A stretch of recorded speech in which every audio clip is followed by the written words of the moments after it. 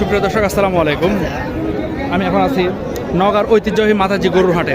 এই হাটটি বসে প্রতি বুধবার দুপুর 12টার পরে। এই হাট থেকে কিছু উন্নত জাতের বকনা গাবি বকনা বাছুর দেখানোর চেষ্টা করব।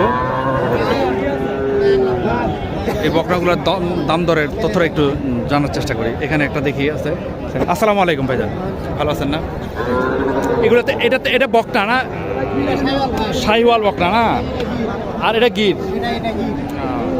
গিরটা কত টাকা চাইলেন? গিরের দাম কত চাইলেন? 52।